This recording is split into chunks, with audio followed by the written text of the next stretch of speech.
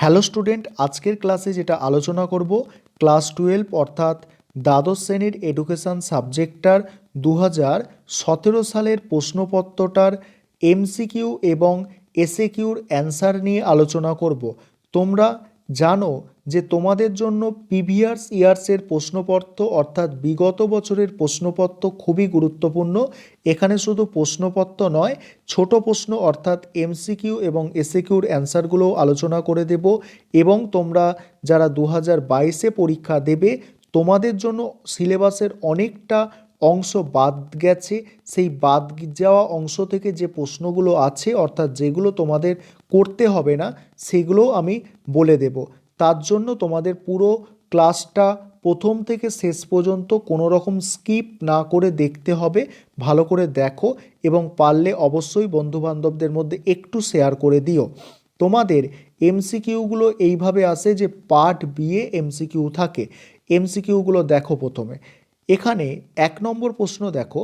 1 নম্বর প্রশ্ন হচ্ছে কেলাসিত বুদ্ধি কথাটির প্রবক্তা। কেলাসিত বুদ্ধি কথাটির প্রবক্তা হচ্ছেন ক্যাস্টেল। তারপর নেক্সট প্রশ্ন দেখো, বলছে এটা গ্যাগন, ঠিক আছে। জ্ঞানে বা গ্যাগন এর শিখনের শেষ স্তরটি হলো, শিখনের শেষ স্তরটা হচ্ছে সমস্যা সমাধানের শিখন। তারপরের প্রশ্ন, জেস্টাল কথাটির অর্থ। জেস্টাল কথাটির অর্থ হচ্ছে অবয়ব। এই প্রশ্নটা খুব গুরুত্বপূর্ণ একটা প্রশ্ন, ভালো করে দেখে যাবে। তারপরের প্রশ্ন দেখো, মানসিক ক্ষমতা সংক্রান্ত দ্বি উপাদান তত্ত্বের প্রবক্তা। মানসিক ক্ষমতা সংক্রান্ত দ্বি উপাদান তত্ত্বের প্রবক্তা হচ্ছেন স্পিয়ারম্যান। তারপরের প্রশ্ন, স্কিনারের প্রবর্তিত সক্রিয় অনুবর্তনটি হলো আর টাইপ অনুবর্তন। নেক্সট প্রশ্ন, কোনটি কেন্দ্রীয় প্রবণতার পরিমাপ নয়? পরিসংখ্যা বহুভুজ কেন্দ্রীয় প্রবণতার পরিমাপ নয়, এটা রাশিবিজ্ঞান অধ্যায় থেকে আছে। তারপরের প্রশ্ন দেখো, আয়তলেখ বা হিস্টোগ্রাম আঁকার সময় পরিসংখ্যানগুলি স্থাপন করা হয়। অ্যান্সার হবে শ্রেণীর ব্যবধানের উচ্চ উচ্চ পান্থ সীমানায়। তারপরের প্রশ্ন দেখো, পরের প্রশ্ন কি আছে দেখো, যে পরিসংখ্যানে এই যে চিহ্নটা আছে এই চিহ্ন দ্বারা কি বোঝানো হয়? এই চিহ্ন দ্বারা যোগফল অর্থাৎ সমষ্টি বোঝানো হয়। তারপরের প্রশ্ন, এখানে স্কোরগুলির গড় মান কত? গড় মান হচ্ছে 9। কিভাবে গড় বার করতে হয়? এই সব কটাকে যোগ করতে হবে, যোগ করে যে কটা সংখ্যা আছে এখানে সেই সংখ্যাটা দিয়ে ভাগ করতে হবে, অর্থাৎ 1 2 3 4 5 6 7 দিয়ে ভাগ করতে হবে সংখ্যাগুলোকে যোগ করে। তারপরের প্রশ্ন হচ্ছে শিক্ষাক্ষেত্রে +2 স্তরের সুপারিশ করেন। অ্যান্সার হচ্ছে ভারতীয় শিক্ষা কমিশন। এই যে প্রশ্নটা, এই প্রশ্নটা কিন্তু তোমাদের 2022-এ আসবে না, কারণ তোমাদের সিলেবাস থেকে বাদ দেওয়া হয়েছে। এই পরবর্তীকালে যারা পরীক্ষা দেবে তাদের জন্য এটা আমি আলোচনা তাও করে রাখছি। ভারতীয় সংবিধানের ড্যাশ ধারায় 14 পর্যন্ত 14 বয়স মানে 14 পর্যন্ত মানে কি 14 বছর পর্যন্ত সকল শিশুর জন্য বাধ্যতামূলক শিক্ষার কথা বলা হয়েছে। কত নম্বর ধারায় সেটা? অ্যান্সার হচ্ছে কত? 45 নম্বর ধারায়। তারপরের প্রশ্ন দেখো, তারপরের প্রশ্ন, কোন বিদেশি শিক্ষাবিদ বিশ্ববিদ্যালয় কমিশনের সদস্য ছিলেন? অ্যান্সার হচ্ছে দেখো জন ক্রিস্টি। নেক্সট প্রশ্ন হচ্ছে সপ্তপ্রবাহের কথা কথা দেখো সপ্তপ্রবাহের কথা নিম্নোক্ত কোন কমিশনে উল্লেখ করা হয়েছে? অ্যান্সার হচ্ছে মুদালিয়ার কমিশনে। তারপরের প্রশ্ন, প্রোগ্রাম অফ অ্যাকশন গঠিত হয় 1992 সালে। নেক্সট প্রশ্ন আছে মাধ্যমিক শিক্ষা কমিশন নির্ধারিত নিম্ন বুনিয়াদি বা প্রাথমিক শিক্ষার কাল হলো কত? অ্যান্সার হচ্ছে কত? 5 বছর। তারপরের প্রশ্ন দেখো বিদ্যালয় স্তরে পাঠ্যক্রম রচনা করে এনসিইআরটি পাঠ্যক্রম রচনা করে। নেক্সট প্রশ্ন দেখো, স্বশাসিত কলেজ গঠনের কথা কোন কমিশনে বলা হয়েছে? 1986 সালের জাতীয় শিক্ষানীতিতে। তারপরের প্রশ্ন, মাধ্যমিক শিক্ষা কমিশন কত সালে গঠিত হয়? 1964 সালে গঠিত হয়। তারপরে ভারতের প্রতিবন্ধী দিবস পালন করা হয়, ভারতের প্রতিবন্ধী দিবস পালন করা হয় 15ই মার্চ। তারপরে অক্টেভ, অক্টেভ ব্যান্ড নামক যন্ত্রের সাহায্যে কি পরিমাপ করা হয়? বধিরত্বা পরিমাপ করা হয়। এই প্রশ্নটা তোমাদের 2022-এ শিক্ষার্থীদের জন্য করতে হবে না। তারপরে জাতীয় সাক্ষরতা মিশন স্থাপিত হয় 1988 সালে। তারপরের প্রশ্ন খুব গুরুত্বপূর্ণ, কম্পিউটারের স্থায়ী স্মৃতি কি? কম্পিউটারের স্থায়ী স্মৃতি হচ্ছে রম। নেক্সট প্রশ্ন, কম্পিউটারের অস্থায়ী অস্থায়ী প্রাথমিক স্মৃতি কেন্দ্র হলো কি? অস্থায়ী স্মৃতি হচ্ছে র্যাম। তারপরে প্রশ্ন দেখো, তারপরের প্রশ্ন আছে, পরের প্রশ্ন দেখো, কম্পিউটারের সহযোগী শিখন, কম্পিউটারের সহযোগী শিখন কি? কম্পিউটারের সহযোগী শিখন হচ্ছে CAL অর্থাৎ ক্যাল। তারপরে প্রশ্ন দেখো, তারপরের প্রশ্নগুলো হচ্ছে তোমরা জানো যে 1-2 কথায় উত্তর লিখতে হয়, SAQ টাইপ প্রশ্ন অর্থাৎ শর্ট অ্যান্সার টাইপ প্রশ্ন। আগ্রহের যে কোনো একটি বৈশিষ্ট্য উল্লেখ করো। দেখো বলছে ব্যক্তির আগ্রহ হলো বিকাশধর্মী অর্থাৎ বয়স বৃদ্ধির সাথে সাথে আগ্রহের বিকাশ হতে থাকে। পরের প্রশ্ন, থার্স্টনের বহু উপাদান তত্ত্বে এস বলতে কি বোঝানো হয়? থার্স্টনের বহু উপাদান তত্ত্বে এস হলো ক্ষেত্র সম্বন্ধীয় উপাদান বা স্থান চেতনা।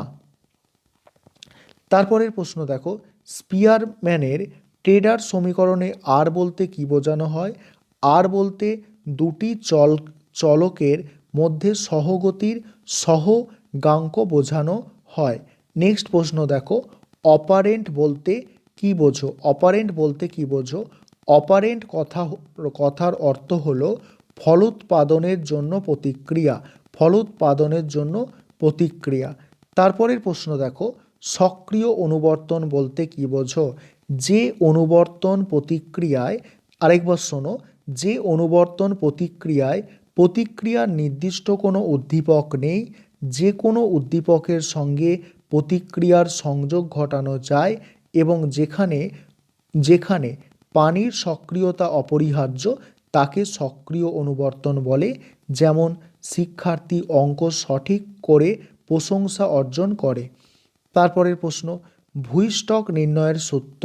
ভূইষ্ঠক হচ্ছে দেখো, ভূইষ্ঠক নির্ণয়ের সূত্র কি? দেখো ভূইষ্ঠক হচ্ছে 3 আর মিডিয়ান হচ্ছে 2। এখানে ভূইষ্ঠক নির্ণয়ের সূত্রটা পরের ভিডিওয়ে আমি আলোচনা করে দেব। এখানে একটু সমস্যা আছে বা এখানে অ্যান্সারটা হয়তো ভুল লেখা আছে, ঠিক আছে? এটা পর্ষদের অ্যান্সার শিট, তাও এই অবস্থা, ঠিক আছে?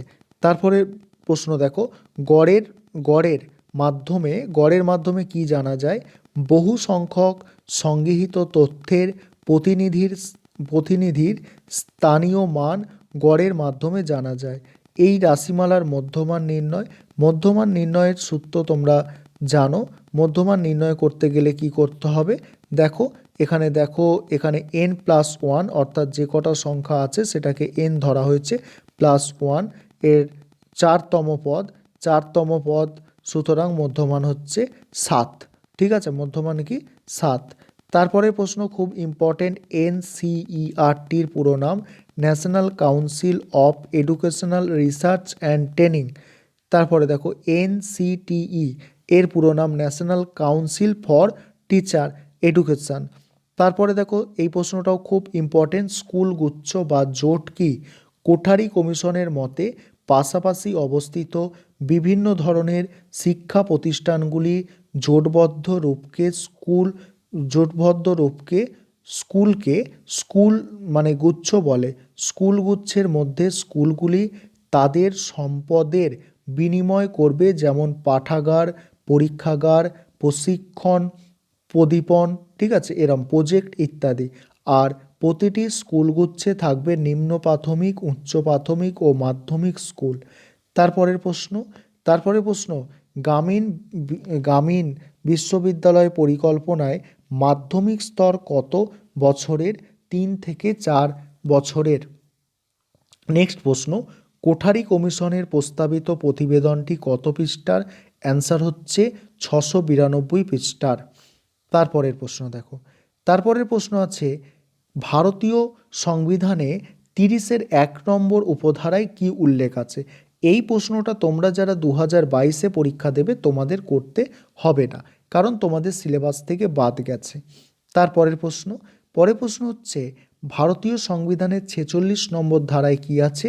এই প্রশ্নটাও তোমরা যারা 2022-এর শিক্ষার্থী আছো তোমাদের করতে লাগছে না। তারপরে প্রশ্ন, 1986 সালে গঠিত শিক্ষানীতির নাম কি? 1986 সালে গঠিত শিক্ষানীতির নাম হচ্ছে জাতীয় শিক্ষানীতি। ঠিক আছে, জাতীয় শিক্ষানীতি। তারপরের প্রশ্ন, তারপরে প্রশ্ন দেখো বধির কারা? এই প্রশ্নটাও তোমাদের করতে লাগছে না, তাও আমি অ্যান্সারটা বলে দিচ্ছি। যে সমস্ত শিশু সাধারণ কথাবার্তা শুনতে পায় না তাদেরকে বধির বলা হয়। এটা 2022-এর শিক্ষার্থীদের জন্য প্রশ্নটা কিন্তু নয়, সিলেবাস থেকে বাদ দেওয়া হয়েছে। তারপরে শিক্ষাক্ষেত্রে ড্রপ আউট বলতে কী বোঝো? প্রাথমিক শিক্ষার শেষ স্তর অবধি না পড়ে মাঝপথেই পড়া ছেড়ে দেওয়াকে ড্রপ আউট বলে। তারপরে প্রশ্ন, আইসিডিএসের পুরো নাম কি? Integrated child development service. পরের প্রশ্ন, বয়স্ক শিক্ষাকে সামাজিক শিক্ষা হিসাবে কে অভিহিত করেছেন? বয়স্ক শিক্ষাকে সামাজিক শিক্ষা হিসাবে অভিহিত করেছেন আবুল কালাম আজাদ। তারপরে প্রশ্ন খুব ইম্পর্টেন্ট, ট্রেজার উইদিন কথাটির অর্থ কী? দেখো অন্তর্নিহিত ধন। ঠিক আছে, ট্রেজার উইদিন কথার অর্থ হচ্ছে অন্তর্নিহিত ধন। রম এবং র্যামের মধ্যে কোনো একটি পার্থক্য লেখো। রম হচ্ছে কম্পিউটারের স্থায়ী স্মৃতি, র্যাম হচ্ছে কম্পিউটারের অস্থায়ী স্মৃতি। তারপরে প্রশ্ন, ই লার্নিং কি? দেখো ই লার্নিং হলো কম্পিউটারের সহায়তায় ইন্টারনেটের মাধ্যমে এক ধরনের শিখন পদ্ধতি। নেক্সট প্রশ্ন, ডিটিপি এর গুরুত্বপূর্ণ বলছে, ডিটিপি এর পূর্ণ রূপটি লেখো। দেখো ডেস্কটপ পাবলিশিংকে ডিটিপি বলে। এই ছিল আজকের ক্লাস। ঠিক আছে, তোমরা অতি অবশ্যই চ্যানেলটা সাবস্ক্রাইব করে সঙ্গে থাকো। পরীক্ষায় ভালো ফলাফল অবশ্যই করবে, এটুকু তোমাদের বলতে পারি।